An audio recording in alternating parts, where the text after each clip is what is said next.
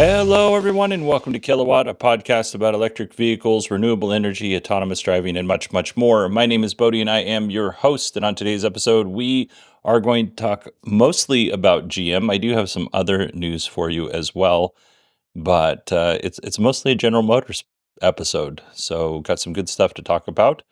Let's go ahead. Oh, you know what? Before we do that, I should say that my garage, the remote for my garage door opener in my car was falling apart, and I was like, you know what? I need to buy a new remote. And I got to looking around, and I was like, well, you know what would be even better than a remote is being able to operate my garage door from my Tesla. And MyQ and Tesla are compatible. It's $30 for a MyQ device that sits next to your garage door opener and will open your garage when you're within, 10 or 20 feet or whatever. And you don't have to do anything. You don't have to push a button like an animal. You just drive up to your garage and it opens. And it's like, that sounds great. Um, so I bought it yesterday. I spent easily 6 hours from 7 to about 1. I did stop and eat something in there, but from 7 to about 1, I spent trying to get that stupid thing connected to my network. Now, my network at home for internet is run off of Eero, so it wasn't working. And it wasn't a big surprise because this is a 2.4 gigahertz device, and my Tesla wall connector is also a 2.4 gigahertz device, and it won't connect to my network either. So eventually I got frustrated. I hit up Steve and Allison Sheridan. They gave me some suggestions. Allison jumped on a call with me, and she did some research, and she said, you know what, turn off WPA3, which at its a very basic level is a security protocol for your Wi-Fi network. I turned it off, and guess what? My Q device connected, as did my Tesla wall connector for my charger. It also connected and works, which is amazing and fantastic. The problem was the MyQ device didn't work with my garage door opener, and I took it back. But the good news here is my wall connector is now connected to my network. So if you have an Eero or any device for that matter, that's a 2.4 gigahertz that you're trying to connect to your network and it doesn't connect, consider turning off WPA3. It might actually work for you. All right, let's get to our news. Battery maker Leighton is building a lithium-sulfur battery plant in Reno, Nevada. The plant itself will be 1.25 million square feet. It'll sit on 125 acres. Starting off, it'll employ 200 people, but will grow to more than 1,000. And once everything's up and running in 2027, and they hit scale, they'll hit 10 gigawatt hours of battery production annually.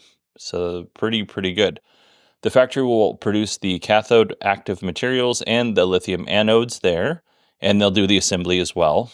They're going to produce cylindrical and pouch cells. And these aren't going to necessarily be for cars. These cells are going to go into micro mobility, which I'm reading into that as being scooters, space applications, drones, and they're also going to go into the defense market. Lithium sulfur batteries are 40% lighter than lithium ion batteries, and their materials are more abundant and cheaper. The downside is they have a shorter lifespan and they're less stable than lithium ion batteries for now. If you're like, well, this would be great if they could figure out a way to make this work in a car, well, Chrysler announced that its Halcyon concept car will be powered by Leighton's lithium-sulfur batteries. Now, I will say, the concept car is probably going to be powered by those lithium-sulfur batteries. Will the car that actually comes out be powered by that? Probably not, but at least, we're working towards that direction for sure. Let's talk about NIO. NIO is planning on launching its ultra-affordable EV brand on 12/21/2024, which is their NIO Day. The code name is Firefly, and when I say ultra-affordable, like they have the Envo brand has a Model Y competitor for like $20,000. So ultra-affordable is sub $20,000 in this case. I'm sure that some of that is subsidized by the Chinese government, but yeah, it should be pretty cool. And again, it's subsidized by the Chinese government. It will probably only available in China, at least initially. If you live in the United States and probably Canada, you can now configure an ID buzz. So I decided to configure my own ID buzz to see what the process was like. So you start off by choosing your trim. I chose the trim that was directly in the middle, which is the ID Buzz Pro S Plus with 4Motion, which means that it's a dual motor all-wheel drive vehicle. The starting price for this is $67,995. Okay? Next, you have to choose the engine. There's no engine, it's a motor, right? But so it's a weird phrasing, but you choose the engine. There's only one choice, and that brings the price up to $69,454. Why they just wouldn't make the price, the starting price, $69,454 is beyond me. Why wouldn't you just, it's $1,500 more to choose the only motor configuration that's all available. I don't understand what process was here. Why start with $67,000 plus dollars when you know you're going to bump it up $1,500 on the very next screen? Next, you get to choose the color. I will say the colors on this car are so nice. They are so satisfying with the two-tone colors. I chose a cherry red for the bottom and a metro silver metallic for the top. It's a great look. That cost an extra $995. And then I had to choose an interior. And as far as I know, I didn't have to pay extra for the interior, but I chose Dune, which is a lighter color scheme for the vehicle. It looks really nice. I will also say the interiors for this vehicle look great, all three options that were available. I did add the electrochromatic smart glass for an additional $1,485. This electrochromatic glass is really cool. So you can have it act as glass, but then when you push a button, it gives the glass a little charge and it makes it opaque. Super cool, super cool. The next page was choosing your accessories. I didn't choose any accessories. I just left that blank. So next up, we have the summary. So this is a really good looking vehicle with a range of 231 miles. And it's probably, the real life range is probably 80% of that for $71,040, which seems like a lot of money because it is a lot of money. If you want a more in-depth review of the car from somebody who actually has one to drive around, Kyle Connor out of Spec Studios, he is reviewing the ID Buzz, so you can go to his YouTube channel, which is just Out of Spec. You can see his review there. And Kyle always does a great job, so I would definitely recommend checking it out. Okie doke, before we get into our main topic, I do want to remind everybody that we have a Patreon, we have an Acast Plus. If you want to support the show for as little as $1 and get rid of the ads, you can absolutely do that. You go to patreon.com/kilowatt or supportkilowatt.com to sign up for the Patreon, or the link for Acast Plus is actually in the show notes. By the way, if you sign up for Acast Plus, I don't get notified. So if you don't get a thank you email from me, please email me and let me know, because if I don't check it constantly, I have no idea who has signed up and who hasn't. It's not a very good system in that regard. All right, let's go ahead and jump into our General Motors news. And this is, like I said, this is going to be our main topic. So lots of stuff to talk about. Starting off, GM wants to bring hands-off, eyes-off driving to the United States with its Super Cruise ADAS system. If you don't know, ADAS is Advanced Driver Assistance System, which is at this level, hands-off, eyes off the road, would be considered level 3. And I should clarify, there's a difference between Super Cruise and GM Cruise. Super Cruise is the ADAS system that works in individual Chevy vehicles or GM vehicles, like the Chevy Blazer, EV, and that kind of thing. GM Cruise is the autonomous driving service that GM is trying to get off the ground. I shouldn't laugh. They're having a hard time. Anyway, we don't have a timeline for when GM is expecting to roll this out, but it's something they want to do. It is worth mentioning that Mercedes-Benz does offer level 3 driving in the United States, but it's on specific roadways and up to 40 miles per hour, although that number could jump to 70 miles per hour with approvals. But as far as I know, as of right now, the top speed is 40 miles per hour. And it's only, again, like I said, on certain roads in certain conditions for it to turn on. All right, let's move on to the Chevy Bolt.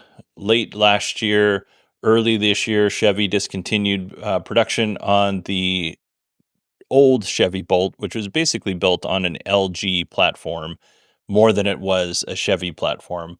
They discontinued that Bolt, but a new 2026 Bolt is on the way, and GM says that it's going to be profitable and affordable, which are two really good things. GM recently had its investor day and they announced a bunch of stuff. One of the things that they talked about was the 2026 Bolt, and they said that it's going to cost about as much as the original Bolt did, which puts the price around $25,000 to $30,000. And they said it's not going to just be the Chevy Bolt; it's going to be a family of Bolts. And now I'm not entirely sure what that means. Prior to Chevy discontinuing the Bolt and the Bolt EUV, there were two vehicles. There was the Bolt and the larger EUV. A family seems like it's going to be more than two, so we'll see what happens. It's set to go on sale in 2025. So the 2026 Chevy Bolt will go on sale in 2025, which is typical for how automakers roll out their new model years. The 2026 is going to come out in 2025, and the 2024 is going to come out in 2023. Anyway, I don't need to explain this to you. You know all this. The point is next year we should get a new Chevy Bolt, and I'm looking forward to seeing what they have to offer on that front. Good news if you want to buy a Chevy Silverado EV, specifically the base work truck. That is going to start at $57,095. We don't know exactly what the range on that particular truck will be, but there is an extended range version of the work truck, which starts at $69,495, and it has a range of 422 miles. So I wouldn't be surprised if the range on the base work truck, the $57,000 version that we're talking about, is around 300 miles. I would not be shocked to that at all. GM also announced a new stationary storage solution. It's called the GM Energy Power Bank.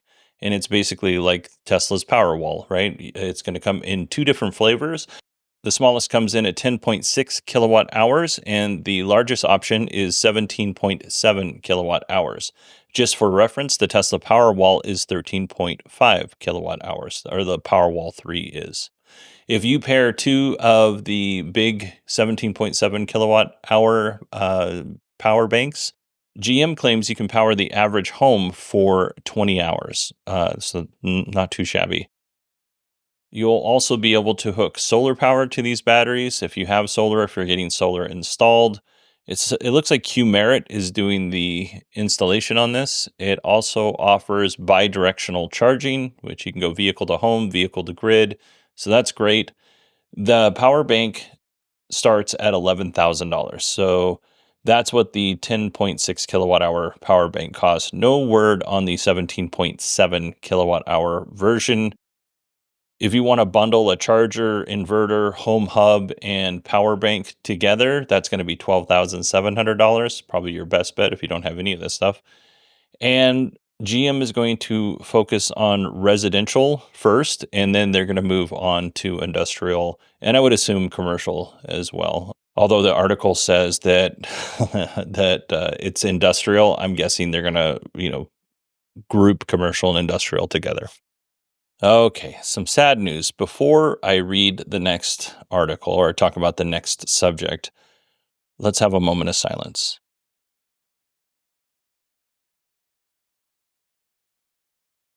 GM is killing the Ultium platform.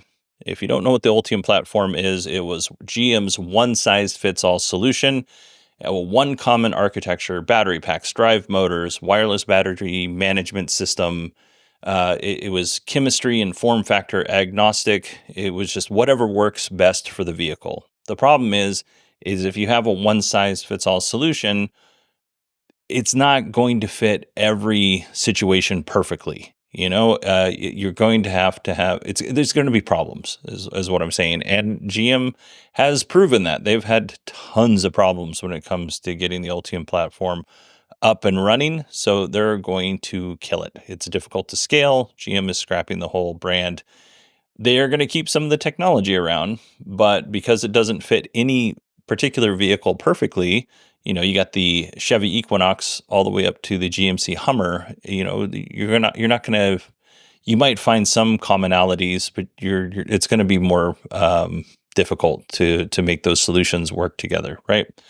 GM is now focusing on program-specific batteries, which is one of the big problems with the Ultium platform. So I think this is going to give GM a lot more flexibility, especially when you consider third-party manufacturers don't have to crowbar some standardized battery technology into Ultium's platform. Every auto manufacturer probably does, some things a little bit different, but in the grand scheme of things, these companies like CATL and LG and Samsung, they all work with all these auto manufacturers, and they're able to get cars out or at least they're able to get cells to the manufacturer relatively easily, whereas GM seems to have just had problem after problem. So that's going to go away. They're going to, in terms of form factor, they're moving away from pouch cells. They're going to concentrate more on prismatic and cylindrical cells. By moving from pouch cells to prismatic cells, they actually reduce the number of modules they need by 75%. So that's a huge cost savings for the company. GM is also transitioning away from nickel cobalt manganese batteries, or NCM batteries, to lithium-iron-phosphate batteries, which are also called LFP batteries. LFP batteries are cheaper, more stable. They don't use cobalt or nickel. That's not always true. Some LFP batteries might contain a little bit of cobalt, might contain a little bit of nickel, from what I understand. The problem with LFP batteries is they're not as energy dense as the nickel cobalt manganese batteries. They have some issues with the cold, but if you have a good battery management system that, when you're ready to go out and drive your car, it warms the batteries up, or it warms the batteries up before you charge, I don't think that's going to be as big of a deal. GM will still use the nickel cobalt manganese batteries where it makes sense, but for the most part, it's going to be LFP batteries, which, like I said, they're cheaper. And GM is trying really hard to build a more affordable vehicle. To this point, by doing these things that we just talked about, GM is hoping to reduce the price of every EV by $6,000 per vehicle. Now, that's price, not cost. I don't know how much of that the consumer will see, or if the consumer will see all of it, and they're actually going to take, more than $6,000 cost out of the vehicle. But to me, price is what the consumer pays, and cost is what the automaker pays. But I could have that wrong. So expect EVs that GM makes to get a little bit cheaper. Will it be $6,000 cheaper? I wouldn't hold your breath, but I wouldn't be surprised if it is $6,000 cheaper or somewhere close to that. GM is also on track to produce 200,000 EVs in 2024. That is a little bit lower than what they had originally projected. I think they originally projected somewhere around 300,000, but 200,000 EVs in 2024 for GM, especially when you consider their best-selling vehicle they discontinued last year. It's pretty good for them. So they're going to focus on achieving profitability on a production or contribution margin basis, whatever that means. The whole point here is we might see 2026 or 2025, we might see GM profitable in their EV division. And I would love to see that. I'd love to see all these companies profitable in their EV division. Let's do it. And I should say profitable without gouging the consumer. All right. That is it for me in terms of news today. I know I'm trying something a little bit different this week, so I hope that is, paying off on some level. I hope you're enjoying the content, and genuinely, I hope you all have a fantastic day, and I will talk to you tomorrow.